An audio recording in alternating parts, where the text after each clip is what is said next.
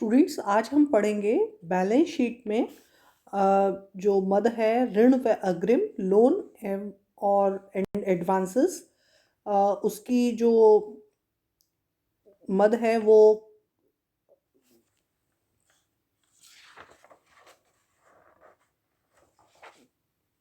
Balance sheet में हम एक तरफ दिखाते हैं।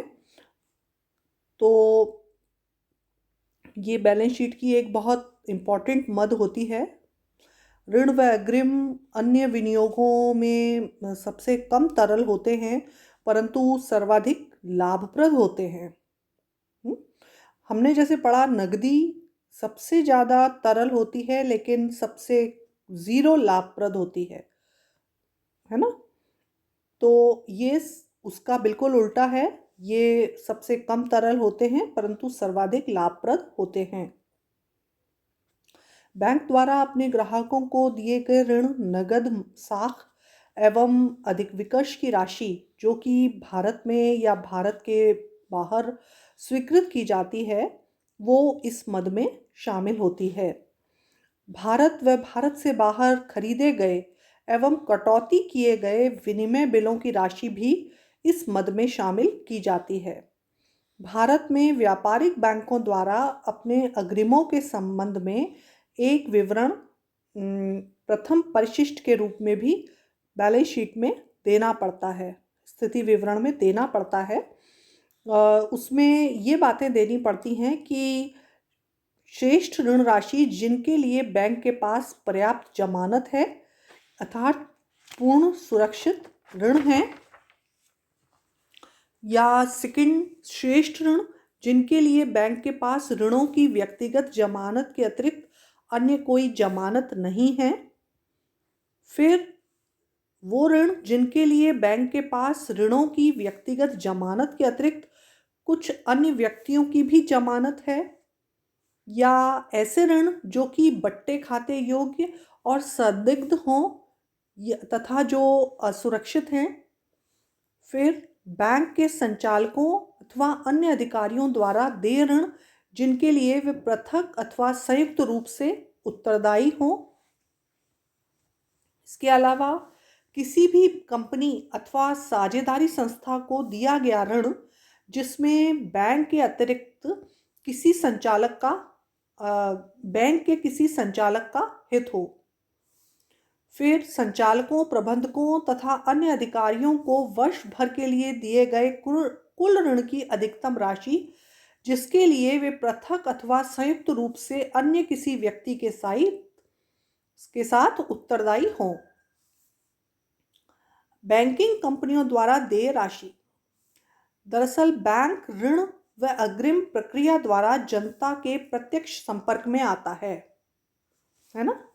ऋण व अग्रिम प्रक्रिया द्वारा ही बैंकर को जो जनता द्वारा सौंपे गए विपक्षों की उपयोगिता, उत्पादकता एवं भावी विकास के अनुमान लगाए जा सकते हैं।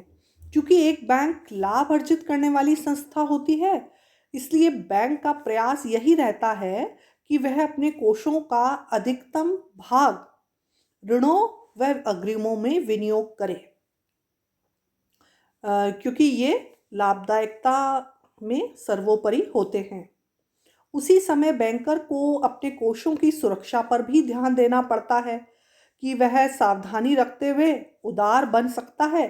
यदि वह ऋण स्वीकृत करने के मामले में ज़्यादा उदार बनता है तो उसके ऋणों का डूबत ऋण बनने की आशंका रहती है, तथा वह ऋण स्वीकृत करने में ज़्यादा सख्ती करता है तो अपने कोषों पर पर्याप्त प्रतिफल न मिलने का भी डर रहता है। इसलिए बैंक को कुशलता, जो एक बैंकर होता है उसकी कुशलता इस बात पर निर्भर करती है कि उसके कोषों की सुरक्षा व लाभदायकता कैसी है। ऋण व अग्रिमों का कोई सा भी रूप क्यों ना हो, बैंकर को ऋण स्वीकृत करते समय उनकी समय अवधि तथा भुगतान की संभावनाओं पर विशेष रूप से विचार करना चाहिए। बैंकर को तरलता की लागत पर कोषों की सुदृढ़ सुरक्षा या ऊंची ब्याज दर को प्रमुख स्थान नहीं देना चाहिए। इसके बाद जो अपन 6 पॉइंट देखते हैं वो है प्राप्य बिल दूसरी ओर संग्रह हेतु बिल होने से, जो अपन ने पिछला पढ़ा था। इसी तरह 7वां पॉइंट भी अपन पढ़ चुके हैं, स्वीकृतियां बेचान अन्य देन तथा खातेदारों के दायित्व दूसरी ओर लिखे अनुसार। फिर है 8वां, बैंक भवन अवकाश के पश्चात, है ना। इस मद में बैंक के भवनों का मूल्य बताया जाता है, परंतु मूल्य भवन की घिसावट आदि निकालने के पश्चात वाली राशि दिखानी होती है। इसके बाद है फर्नीचर तथा अन्य स्थिर सामान, है ना। बैंक के जो फर्नीचर तथा अन्य स्थिर सामान होते हैं, जैसे अलमारियां, लॉकर, कूलर, घड़ी, पंखे, एसी, है ना, इनका मूल्य भी घिसावट निकालने के बाद संपत्तियों में बताया जाता है। बैंक के ये साधन भवन भी बिल्कुल तरल नहीं होते, क्योंकि इन्हें सुगमतापूर्वक बिना किसी हानि के नगद मुद्रा के रूप में परिवर्तित करने में कठिनाई होती है। अतः इन साधनों को हम डेड स्टॉक भी कह सकते हैं। इसके अलावा है अन्य अन्य संपत्तियां, अदर असेट्स।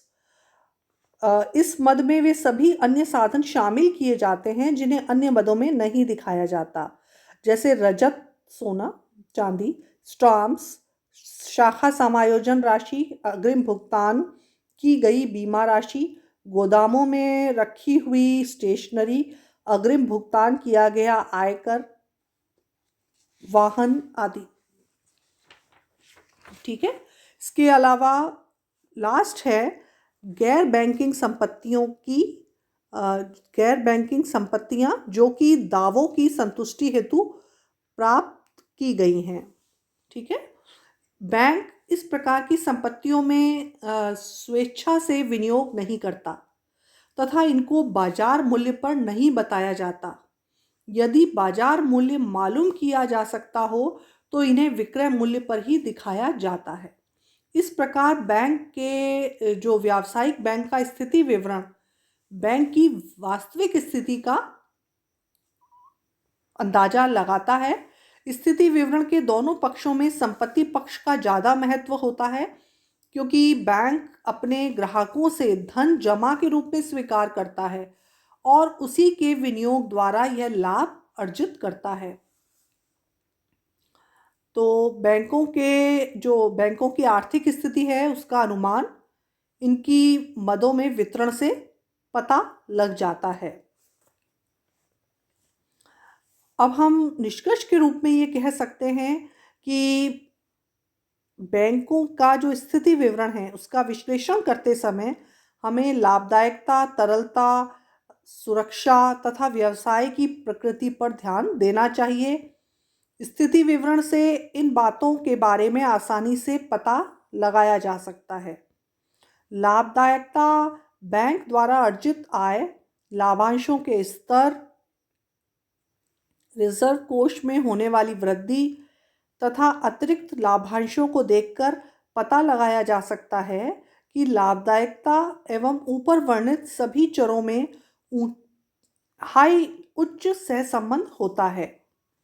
ठीक है। दीर्घकालीन प्रतिभूतियों में जो विनियोग तथा ऋण व अग्रिमों में जो किया गया विनियोग होता है वो भी ऊंची लाभदायकता को बताता है। इस प्रकार जो बैंकों के कोषों की सुरक्षा एवं तरलता का अनुमान कोषों के विभिन्न विनियोग विकल्पों के आवंटन को देखकर हम बता सकते हैं। जिन साधनों की लाभदायकता कम होगी, तरलता का गुण उनमें अधिक पाया जाएगा, और जो तरल साधन होंगे या कम लाभप्रद साधन अधिक सुरक्षित होंगे।